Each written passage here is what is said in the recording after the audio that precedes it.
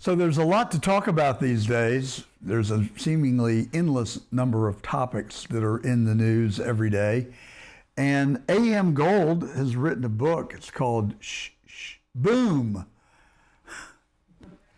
If nothing else, it's a memorable title. And she's identified 19 topics that are kind of topics of the period that we're living in. And I thought it really was a compelling book. She talks about the PCR test, ivermectin, a chapter devoted to Fauci, Julian Assange, and assorted others. A.M., it's really a unique approach to current topics. How did you conceive of the idea? Well, that's and welcome to The Truth, by the way. Thank you. It's a pleasure to be here with you. Well, it was during the lockdowns that I had a lot of time on my hands, and like everybody else, I started reading up on various things that were happening around us. I didn't set out to write a book. It just sort of happened organically. I started taking notes on a lot of different areas that I knew nothing about, some of which were very shocking. And I was reading testimonials and various videos and started to put notes together. And the notes started to become categorized. And before I knew it, I had a book. How did you research for it? Well, I went online. There was a lot of online and Telegram. And what I found interesting was that the most interesting things came to me through community discussions. People started to feel more comfortable placing some controversial issues and old videos and different testimonials from way back when, and they started feeling very comfortable with placing them there. And so that gave a lot of food for thought. When you zoom out to 30,000 feet and look at your book, yeah, is there a thread that runs through it? I think it's really about it's just various topics. It's people that I found fascinating, or topics that are very important at this time. So, for example, I start out with New York City 2020, and that's where I lived. It was the epicenter, one of the epicenters of the pandemic era. And so the reason I wrote that chapter particularly was I felt like years from now people are going to want to know, what was it really like to live there? How did it feel to actually live there then? So I started off with that topic. And then, of course, there were other topics, the PCR test, which you mentioned, which I thought was fascinating because basically everything... It was a fraud, right? Right, and everything flowed from the PCR test. So once they had those results, then that moved to the vaccines and other positive, negative results, and so that was a very important part of the pandemic. So paradoxically, when I read the chapter on New York, well, you're not real keen on de Blasio, right? Yes, I guess you could say that. And you weren't real fond of Cuomo either. I would say that too. But they were both at the forefront of the COVID tragedy or debacle. And when I was reading what you wrote about de Blasio, I wasn't aware that he had refused to close the schools. Mm-hmm. Now, DeSantis, on the other hand, ordered the schools to reopen, right, and got widespread praise for that. But de Blasio beat him to it, and he just refused to close the schools. Right. And he was condemned pretty resoundingly for that. Yes. I actually had a sister who was a teacher for gifted children, and we just remember that we were like waiting for them to be able to go home, and he just kept extending the deadlines. And then what was fascinating was at the end, a year later, when they were starting to go back again, a year and a half later, he held them back at home. And so others were going, and yet New York City was still locked down. Seems like he was determined to get it wrong regardless of which end of the spectrum he was on. I'm not sure, but I think he was also planning to run for president at that time, so perhaps he wasn't... He didn't have his full attention. Yeah, well, I'm going to be the tooth fairy too. So, we both have equal chances of achieving our goal. But De Blasio was really, in a way, Mondami on steroids, was he not? Or maybe he was the pioneer. Maybe he showed Mondami the way. I don't know if he would have needed showing, but I know that he was unto himself, de Blasio.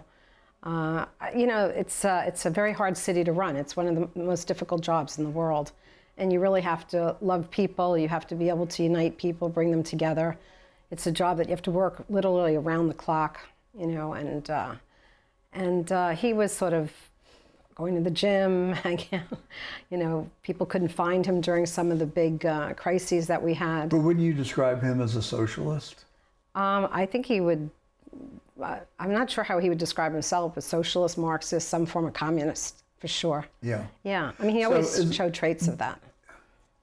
So it's really strange to me that so many affluent people in New York voted for Mondami, and now the first thing he's going to do is tax the hell out of them. Right. I mean, are they just not tuned in to reality, or are they just so virtuous they're willing to give up their fortune to elect this 30-something-year-old socialist? Well, I think first of all you have to go back and look at election integrity. I think that there's still room to improve the elections. And for example, they were asked to give some of the ballots back from the election results, and they refused to do it. So we don't really know. Nobody's really checked to see the real true results of the election. So you question whether Mondami was I think every city these days, without having you know formal ID and one-day voting, and the mail-in ballots are a disaster, and you know they're counting them days after. So I really don't think you can necessarily feel that he actually won in with the numbers that they say he did. Interesting. I've heard innuendo, but I haven't heard outright allegations of a Well, stolen I'm not alleging, but I'm assuming that given the way the elections are run and there's so much controversy, people were very surprised that he got as many votes as he did. But then again, he was really running against Cuomo. And when you think about it, Cuomo, he did such a poor job as governor. And when I first found out that he was actually even in the race, I was shocked, because he had done such a poor job between the grandmothers in the nursing homes, and he was blaming everybody, and it was a really we didn't have good leadership during this time, and we desperately needed leadership at the time during the pandemic. And between the mayor and the governor, they didn't get along. They didn't talk to each other. It was very frustrating for all of the people in New York City. I can well imagine. Yeah. It was the strangest time of my lifetime that I can recall, with lockdowns and masks and the censorship that occurred during that period was shocking. Yes. And I never really even contemplated the fact that there was censorship in America. No, neither did I. But not I think like this. It opened our eyes to the reality that it exists. And now, you know, with this little YouTube channel that we've got, we just really do aspire to tell the truth. And it turns out that some people don't seem to like the truth, starting with YouTube, because they throttle us. Yes. We've got like 2,000 YouTube subscribers. We've been doing it for two years, and we just got monetized on Getter, or not, they call it something else. I don't know what they call it, but it sort of monetizes when you arrive on YouTube, so we got monetized, but it took forever. Right. Getter, they won't take your live stream until you get a certain number of subscribers.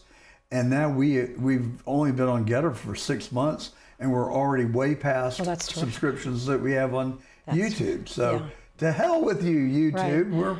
We're going to boycott you. We'll move to Rumble and Getter. Well, there's a plethora of social media platforms now, and you know, each one of them have their own peculiarities and tendencies, and you have to be careful. I know when I started writing the book, a lot of authors were censored, and there were even people, doctors and scientists, were being you know, murdered. Some of them were disappearing, and you know, it was very strange times. And to this day, I think that there still are, you have to be careful. We heard of an MIT professor who was working on nuclear fusion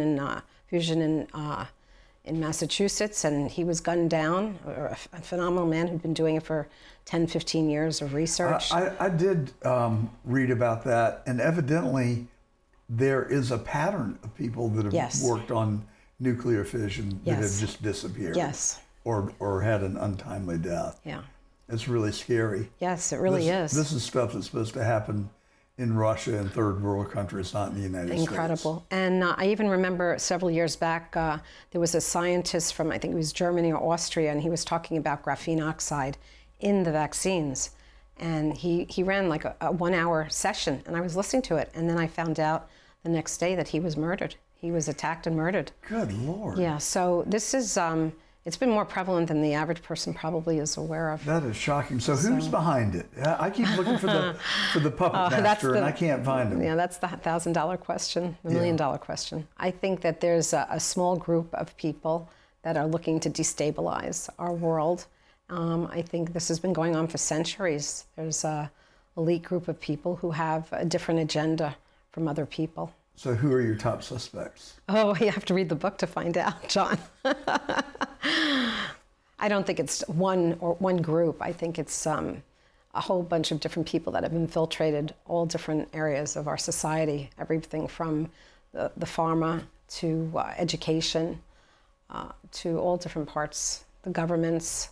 I definitely agree. You know, we want simple answers to everything.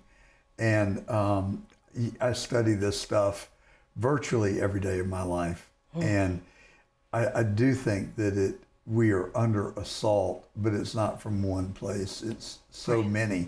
Right. And there are internal threats and there are external threats. Yes. They all seem to have one thing in common, and that is that they don't like Donald Trump. Right. But they're falling in line, amazingly. Yes. I mean, things that we thought would never be reset while Biden was president, all of a sudden, you know, corporate America is lining up to support Trump. Yes. After they had lined up to support Biden. Right. So that was kind of eye-opening in and of itself, that people are very malleable depending on which way the wind is blowing. Right. I still think that we have a long way to go in terms of all aspects of our society. Robert F. Kennedy now working with, just in terms of the chemtrails that are in the air, the poisons that are in foods, in the food supplies, even just looking at the rates of autism and vaccines, which has been such a controversial topic. And when you really look at the numbers of and the dates of when vaccines were given and the rates at which autism has increased substantially, it's mind-blowing. And so we really have to do a full examination of all the various facets of our society and try and, you know, improve upon that. I mean, health and the health of people is really the most important thing. Without health, we don't have a society. So what do you think? I mean, I know that I don't think anybody has proof positive of what really happened during COVID, or I guess more importantly, how this virus got unleashed on the world. Do you think it was a lab leak in Wuhan? No, I don't. I think it was a pandemic for sure. There, even just recently, before all the other information, when you look at the Epstein files that are coming out and the dialogue between Bill Gates and Epstein, this was in the planning for years, going back into even the 1990s. There were plans about how do we depopulate the world. You know, vaccines would be a good idea. I mean, it's really, you know, when we look at the Epstein files in general, we think, oh, the island and the girls and trafficking, but there was so much more to he was all over the world and in so many different areas of you know, it wasn't just about sex trafficking, it wasn't just about money laundering. He was in everything, in the research centers, he was in the universities. You know, the list is long. Who's going to tell us the truth? Who's really going to expose the whole Epstein thing? Well, I think there's a line that says every lie will be revealed. So I do think that the truth. In my lifetime? We're running out of time. I know we are running out of time, but I do hope. I mean, my book is about also accountability, some form of retribution, justice. And I say that, who is justice for? I mean, it's not for the people that have been killed or murdered right now. It's not for their friends and family who are grieving. It's really for, we need justice, and we need accountability for future generations so that this doesn't happen again. And I think that that's really, for the people that have been following this for years now, I mean, we're not in like the first or second, this is going on for several years. People are really, I think, in need of seeing justice and seeing some form of accountability. So you think these people were actually trying to depopulate the world with the COVID virus? Yeah, I think there's an element of our society, there's a group of people that believe that the world should be less populated, for sure. Well, they didn't do a very good job. I mean, they did manage to, I think we lost 3 million people worldwide, or is that 7? No, I think it's much more. Maybe 7. I think it's, no. I think it's way beyond. The Anthony, figure I got. fact check that for us, will you? I think at least 20 million, maybe a lot more. Oh my goodness. But also the people that that's out of 8 billion. That's why Yes. I said they didn't do a very good job. But I know 8 people reasonably well right. who died from COVID. Yes. Now they may have had underlying health issues, okay, but I think were it not for COVID, they'd be alive today. I think we all know people, and plus, in fact, I was just in the UK, and I was at a health and wellness in Guernsey, a little island, a British Isle, and the whole purpose of that was they brought scientists and doctors together to talk about the pandemic, because Guernsey, I don't know if you know, was 97% mandated for vaccinations. And so they were an interesting group to look at. And there were a lot of people, there were hundreds of people that came from the island for the conference. And the stories that were told were just mind-blowing.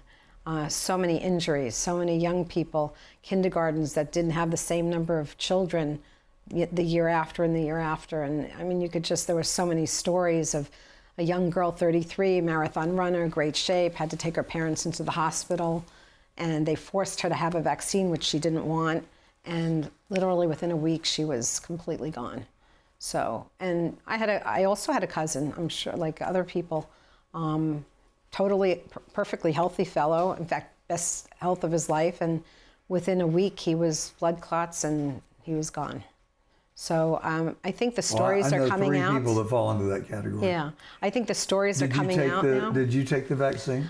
I did take the first one because I too had elderly parents. So I was, for me to be able to wheel them in to the hospital, I had to do that. Which one did you get? I, believe it or not, took Pfizer, thinking, well, Pfizer was given in Israel to all of the people. But I think they all have problems. Well, interestingly, I've always prided myself that going along with the crowd and being popular has never been my number one priority. And I think that is somewhat unusual. I mean, my sense is that most of the people that I know want to be well-liked and be popular. Right. Who doesn't? But I've always had a pretty strong constitution about what I thought was right and wrong. Right. And my instincts told me that this vaccine had been rushed to the market. Yes. And we didn't really know what COVID was, and that it did not feel right to me. Right. And then I had so many friends that would come up to me and just in casual conversation, well, you have gotten the vaccine, haven't you? Right. I said, no, Peer pressure. And they were like, well, I'm on the board of so-and-so hospital, and if you'd like, I can get you a VIP appointment. And I heard this over and over and over and over again. And my wife and I consciously talked about whether we should get the vaccine. Right. So finally, a good friend of ours said, she's on the city council in Palm Beach, she said, well, I can get you an appointment for the vaccine if you'd like. And I said, well, yeah, let's get it. So we got 2 Pfizer Oh, you did? shots. You went against your I did, better judgment. and that's the point. I mean, yes. the peer pressure and just the talk peer pressure. Yep. was so overwhelming. It was the momentum. Yes, and I thought I was immune to that, and I wasn't. Right. And even to go into our club across the Intercoastal for lunch, you had to have a vaccine card. But imagine all the people a lot of people got it because of their jobs. if I had my sister, she says, I told her, don't get it, don't touch. And then she says, I have my job, yes. And they just, in their mind, they weren't thinking, oh, I could die from this or I can be seriously injured. They were just thinking, I need my job and it's required. Well, and I was talking to somebody in an interview earlier today. We give, I believe, undue deference to our government. Mm-hmm. If the government says it, by God, it must be true. And the government was telling us that we had to take this vaccine. When you look at the whole picture of people that pushed, the Cuomos pushed his brother on Chris on every, they made fun of people. They made fun of the president when he recommended certain things. But he was leading the charge on the vaccine. Yeah. He actually took credit for getting the vaccine out, and I think they called it Operation Light Speed, wasn't it? Operation Warp Speed. Warp Speed, yeah. Yeah, well, that's still very controversial. He hasn't come out. Maybe not as fast as light, but pretty darn close. But what's for me, what I found interesting is in researching all of these various topics now and having a better understanding of what the world is about, who's really running the world, that it's not really, everything is not as it seems. I certainly have a different, my mentality has changed. I would never get another injection again. I'd never get a vaccine again. I would not fall for it the second time, I don't think. But then in the back of my mind, I wonder, but what if this time they were really getting it right? Then you just don't know. No, I'm not. I think even when you look at, I think the beauty of the COVID experience and all of this era is that it awakened a lot of people. So I'm much more familiar now about these white things that are in the sky. I had a girlfriend years ago. She said, "Look, they're poisoning the sky." I'm saying, "They're poisoning the sky? What are you talking? They're just, So, and then the foods, and then the pharmaceutical company. There's so many different things that they have awakened us now, and we're much more. I think people are more aware, and they're not so eager to just take the advice. But when I was little. Polio was a real, a very stark reality. Yes. And I remember as just being a young boy that I had a fear of contracting polio. Yeah. Because my mom, who was a hypochondriac, which is the nicest way to put it, lived to 92 years old. So maybe she was onto something. Yeah. But she was very fearful of one of her children contracting polio. And then, so lo and behold, along about the third grade, we would go to church, and on the way home, 3 Sundays, we stopped and got a polio vaccine. And we really did, for the most part, eradicate polio in this country afterwards. That's what they so I think that was my paradigm going into COVID, in the back of my mind, that I had that experience. So that's why I say, how do you know? I mean, it's just... Well, for example, so when you talk about Fauci, I have a chapter on Fauci. Yeah, let's talk about Fauci. Isn't he a nice Uber fellow? Vaccine Führer. That's what we call him. Where did he come from, and how did he... So what's really interesting is the average person, like perhaps you or I, we wouldn't know about his history. We wouldn't know about a lot of the things. But there were people that worked with him that came up that knew that he had done a lot of unorthodox. It's a very nice way of putting it. Okay, I'll say it. Shady stuff. And there were a lot of people like Carrie Mullis from the PCR test. He called him out years ago. I have a number of quotes in the book. He knew that he was this aging bureaucrat who had no idea about anything, had no clue about what he was looking at. And he called him out several times. He even asked to debate him on television and so forth. And unfortunately, Carrie died 3 months before the actual pandemic hit, which is a little suspicious. He was in his 70s and fairly healthy, so that's kind of interesting. But what I'm trying to say is that there were so many people that came up along the way that had worked with Fauci, that had seen all the shenanigans that he did over the years. He worked with animals, and he tortured all these animals on taxpayer dollars, millions of dollars worth. He had foster homes he went into, and there's just, Robert Kennedy writes about all of the crazy experiments and all the children that died under his.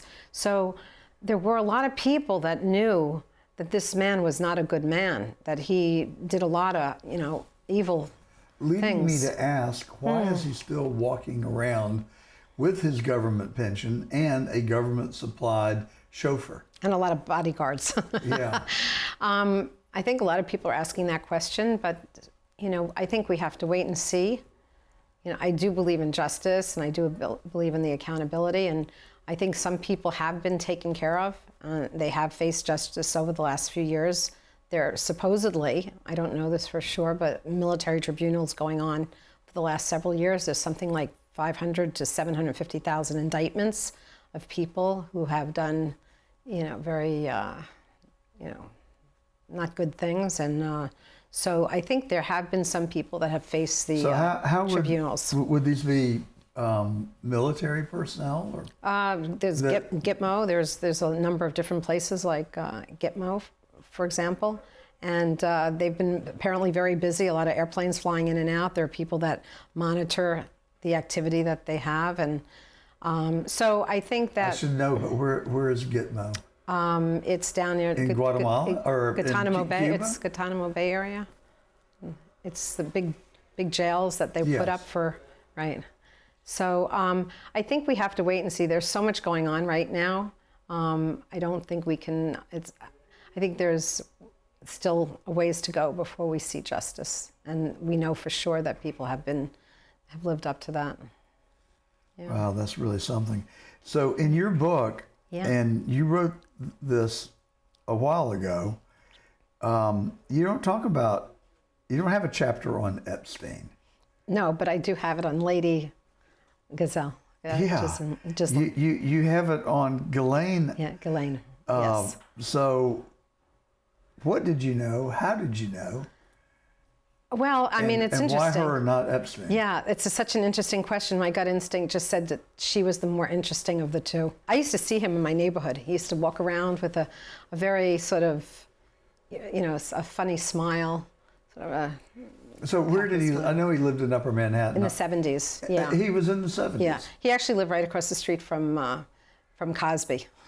That block was a beautiful block, but a lot of sin there. I'll be darned. Yeah, and so he was a neighborhood. He was always walking around, sometimes with young women, sometimes alone. But I just found her to be, she's from Europe. She had twin sisters that were involved in the computer software business, which is what I started out in years ago.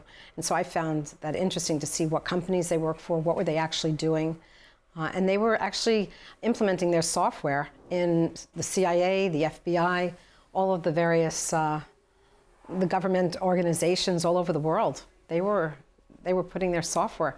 The father, he too was some character, and so. Well, he was Mossad. I mean, I haven't ever seen or heard an interview with one person that didn't say that he was Mossad. Right. So I think we can conclude that is true. And it seems to me that they were all Mossad. She was a Mossad agent as well, and I think from what I'm hearing that she was Epstein's handler. She was the one really running the show. See, that's what I'm starting to pick up through chatter, that the real focus should be on Maxwell, not on Jeffrey Epstein, or maybe just both of them. Well, but some people have speculated, as you're suggesting, that she was really the brains behind it. Yes. And that Epstein was just someone who basically took her instructions. Well, what's also I found interesting in learning about her is that the mother, Bill Gates' mother, was a Maxwell. And so that was odd to me. And then I found out that the mother had a father or grandfather who was in the banking world. When you trace all these people, they're all incestuously involved with one another. Over the years, I think it has to do a lot with the bloodlines. And they come up through the bloodlines, they marry through the bloodlines, and it's very interesting that they're somehow associated over the years. I mean, her two sisters were funded early on, and this is going back, I think, in the 1990s by Bill Gates' partner. Paul Allen? Paul Allen gave the first 10, 25 million. How did two young women from Europe all of a sudden just meet Paul Allen, and, with Gates' mother being a Maxwell? So I don't know, it's very, there's a lot to look at. A lot of threads to pull there. Yes, exactly. Well, yeah. So is Epstein alive or dead? There are so many sightings in Israel. Somebody had a sighting off the coast of Greece. I think he knew a lot. So it's going to be interesting to find out. So we were chatting earlier this week, and I made the statement, or asked the question really, if you could help me understand and our viewers, why Israel seems to have a disproportionately large amount of influence on our government and our policies. I shared with you that Jews in America comprise 2% of the population. I think it's less than that. I think it's even maybe, I think 2% or less at this point. 35% of the wealth. Yes. And 85% of media. They're very industrious people. They're very smart people. Yes, they're very smart. That's true. Yes. It's very hard to answer that question, but you do go to Israel and you see that there's a lot of brilliance that comes out of there. There's a lot of hardworking people and academias and software and a lot of technologies that are built. So for it's a very tiny country. If you go there and you're standing here, you can just see basically the whole country right there over. I just think that they're industrious people and they're ambitious, and they've been that way since the Khazars and going all the way back in history. So is it because of their political donations that they wield so much power, do you suppose? Well, donations always help for everybody, for sure. But I think the next few months are going to be very interesting. But there's stranglehold on the media clearly gives them a lot of power. Oh, for sure. Yeah. Yeah. And I mean, there's only a few individuals that really handle the mainstream media, and they all have the same narrative. Mm-hmm. So that's difficult because people don't get the truth. And they seem to skew left. Yes. Now, yes, they do. Presumably, it's okay for me to acknowledge the fact that you do practice the Jewish faith, and you attended Harvard. Right. So you fit the mold that we've described. You're very smart, and but you're not liberal, which goes against the grain. Well, it's interesting. I grew up in New York City, and which is very liberal. It's a Democrat. Everybody was Democrats. Yes. And there was nothing wrong with being a Democrat years ago. I think Trump was a Democrat. He was a Democratic family as well. But these days, Democrat has really transformed into a different type of party. They're much more socialists, Marxists, some communists. This administration in New York City is definitely. And those are the far left, I would say. I mean, there still are a good number of the John Fettermans of the world that I believe are more interested in truth and pragmatism and our own national interest. Mm-hmm. But you are actually, I wouldn't say that you're in the middle. I would say that you're pretty far to the right. I'm definitely I'm conservative leaning. I'm more of a Republican at this stage. Yes. And what do you attribute that to? I don't know. I mean, I certainly am liberal in some ways. I'm not totally in every aspect. It depends on what the subject is. But I'm certainly physically conservative. Right. And so I think that's just from being aware, reading, and forming your own opinions. And I respect that, and I appreciate it. But what was life like when you were at Harvard? You it's definitely more liberal. A female, yes, an attractive female, I might add. Thank you. And very successful. Yeah. And you went back to Harvard later in life and got an MBA. Well, not an MBA. I was there for the Owner President Management Program. It's a 3-year program. Okay. Yeah, oh wow. Yeah. They do about 300 case studies over the period that we were there. It's a great program. So is that an MBA Some plus? people, yes. Well, some people had MBAs. Because an MBA is 2 years, right? You're right. No, a lot of the people had already had MBAs that were there. I see. But you had to be a majority owner of a company. So, yeah. Well, I bet you made some nice contacts. Yes, great contacts. Did you find that that census to be pretty far left, or were they more like you? Well, it is interesting. I did send out a notice about my book, and everybody was excited to read it, and I got a few people that enjoyed the book very much. And Definitely there are certain people that are very liberal that the minute you mention Trump, they go into a tizzy. But it's interesting. We had a reunion in Singapore recently, and I looked on the television and everything was CNN, and it was quite shocking what they were saying about Trump. And the stories that they were telling, I was like, wow, that's not true, So, and they leave CNN all over the airports, and I think a lot of people get their information basically from mainstream media, especially overseas. And so if you're getting your information from one or two channels of the mainstream media, then I think that you're not getting the full picture. You're getting one group's vision of what's going on. How hard was it to get your book published? Not hard at all. Are you self-published? Yes, I did. I self-published because I was, what happened was I wrote it about 3-4 years ago. And it was at a time when everything was so controversial that you couldn't say anything without people. Right, that's what And you also had to be very careful for safety reasons. So, and then I updated it over the last year. And then I wanted to hurry up and get it out before it was too late. And actually the timing I feel is really great because people are starting to wake up. I really wrote it for those who have very little understanding of what's happening, the forces at play, as well as those people who are already awake and are searching for answers. And so I think the timing was good. So I pushed it out. Self-publishing can be great. And it's gotten a lot of attention. And so how did you distribute the book then? Well, I have it on Amazon? Yes, you can get it on Amazon, and I have a large network of people, and I've been asked to speak it in like UK and different places, and I'm happy to do anything so that people. The whole idea was that I was hoping my little contribution could help wake up humanity and give some more food for thought. Well, you and I kind of come from the same place, so I like that.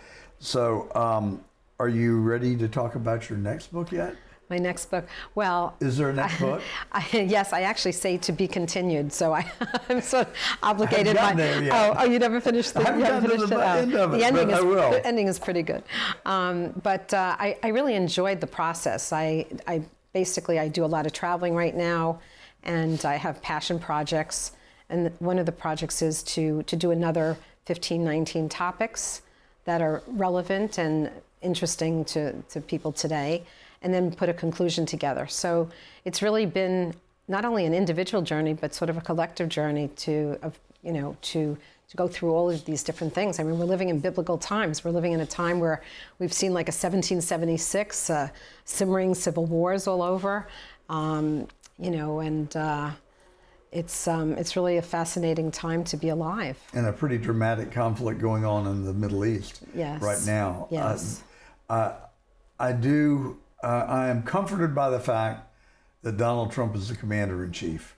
Yes. We know that he abhors war.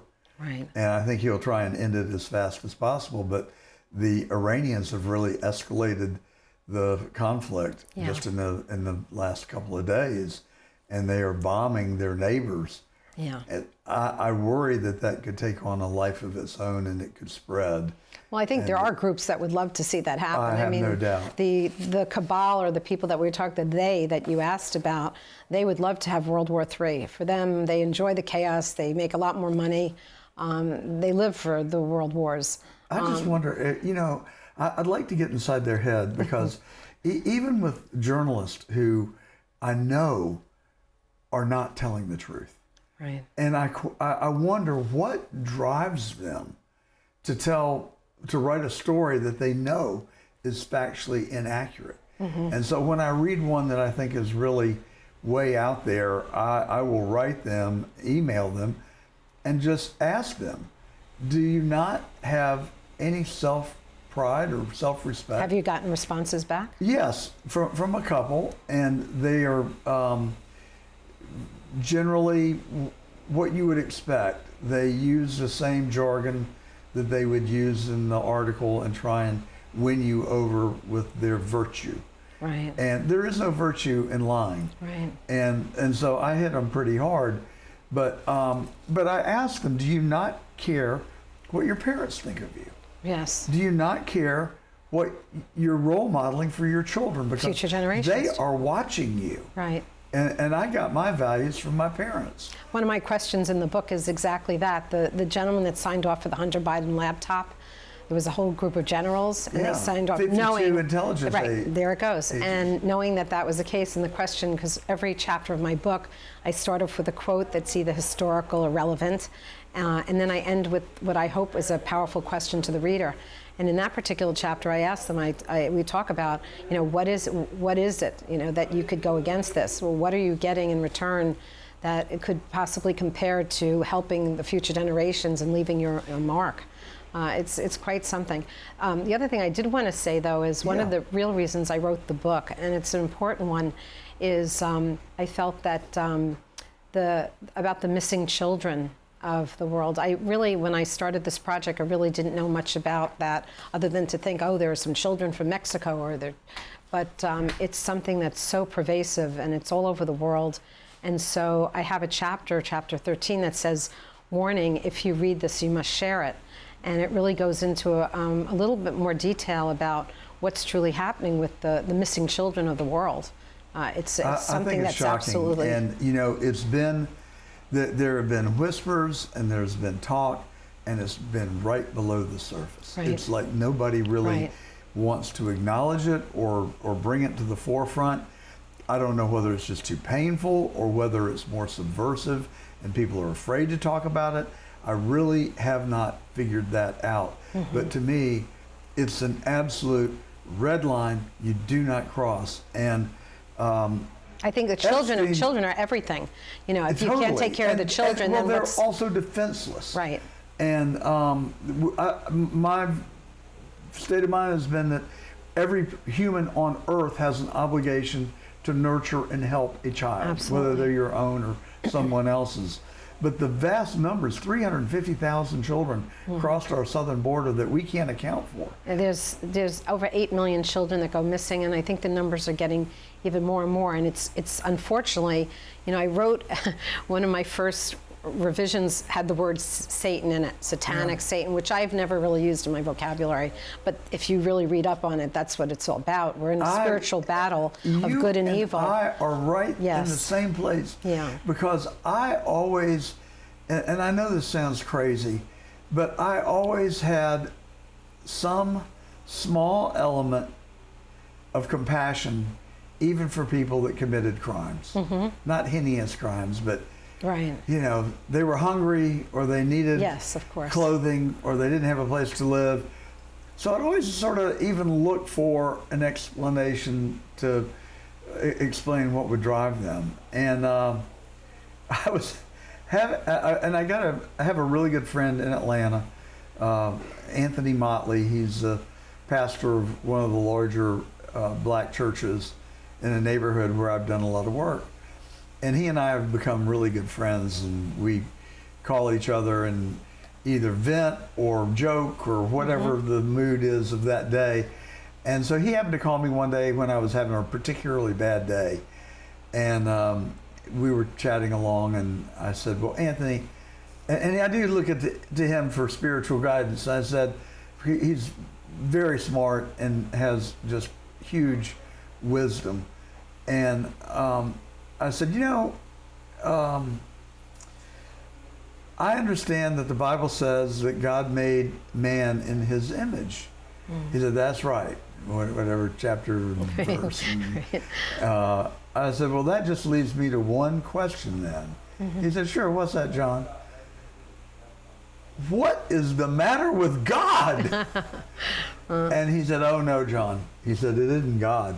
It's that little brother of his. And it may have been the first time that I ever consciously confronted the fact that there is genuine, real evil in the world. Well, yes. And that is, that's really an awakening. And it's a scary proposition to realize there's just sheer unmitigated evil. But what's even more upsetting is, and I agree with you, the level of depravity, the degree of evil in this world is just mind-blowing. I mean, there are grown men who've been around the world and had no idea what's really taking place here. And until people really face this, and until this evil is, taken away, how can we have peace? How can we have a harmonious society, a good society? It has to be addressed. I mean, what I admire about President Trump is that from early on in his administration, he set off a whole bunch of executive orders about child trafficking, and all over the world they've been going down under the tunnels and rescuing hundreds of thousands of children over the last 5-7 years. And he's the only president that actually really is out there saving the children. Many people don't know because they don't report about it. So it's so painful for me to even have this conversation, frankly.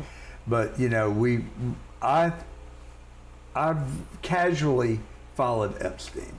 It wasn't an obsession or a real interest to me until relatively recently that I became more in tune with it.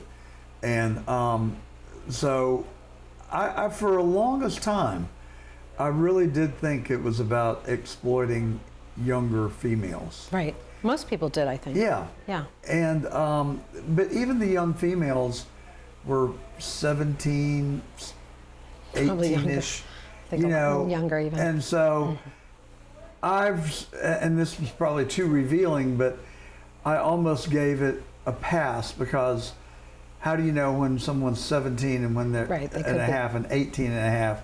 Is there an excuse, an explanation here?